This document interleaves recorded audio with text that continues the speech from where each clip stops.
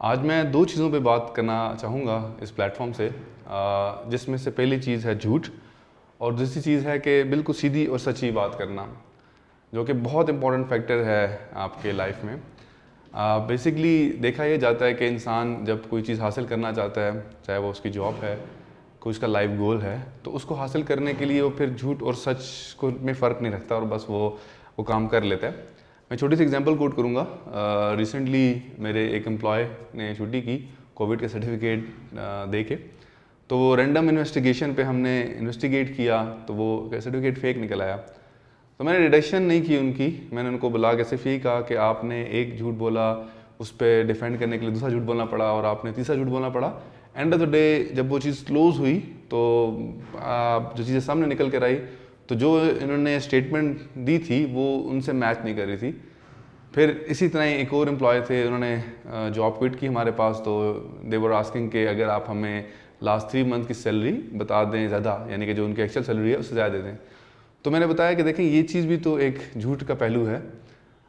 कहने का मकसद ये है कि जो भी आप हासिल करना चाहते हैं आपको लाजमी मिलेगा। देखें एक बात याद रखें, in charge is Allah Almighty. जब तक अल्लाह की तरफ से एक चीज़ नहीं मिलेगी आपको, आप नहीं ले सकते। तो इसलिए झूठ ना बोलें, क्योंकि एक बचपन से हम सुनते हुए आ रहे हैं ना, झूठ के पैर नहीं हैं। मैं उन्हीं अपने मैनेजर से बात कर रहा था, तो उन्होंने मुझसे उस एम्प्लॉयज़ के लिए रिक्वेस्ट की, देखें हमारे साथ उन्होंने इतना सा काम किया है तो हमें उन्हें फेवर देनी चाहिए। तो एक नेकी समझ के मैंने सोचा हाँ यार देनी चाहिए फेवर, लेकिन एक उसी टाइम पे अंदर से मुझे आवाज़ आई कि अगर मैं ये कर देता हूँ, एम्प्लॉयर इन्वेस्टिगेट करेगा तो वो सैलरी स्लिप तो हमारी देख लेगा, लेकिन वो अगली बात कहेगा कि बैंक स्टेटमेंट दो, तो बैंक स्टेटमेंट पे तो आप पकड़े जाओगे। तो ये बिल्कुल एक, मैंने अपने मैनेजर को कहा देखें झूठ के पैर नहीं होते, ये झूठ पकड़ा जाएगा। दूसरी बात कि हम लोग अक्सर मामलात में इसलिए मार खा जाते हैं कि हम सीधी बात नहीं कर सकते, हम लोग वेग बात करते हैं जो उसको बाद में पूरा करना हमारे लिए मुश्किल होता है।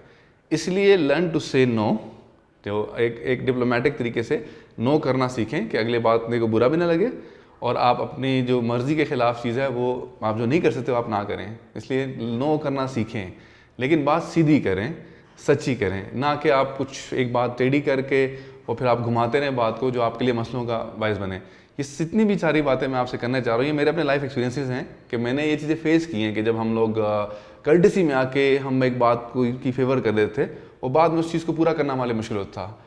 तो क्लोज करता हूँ इस बात पे, एक तो ज़िंदगी से झूठ को निकाल दें, आपके सारे मसले वो खुद सीधे हो जाएंगे, और दूसरी बात ये सीधी और सच्ची बात करना सीख जाएं। Thank you very much.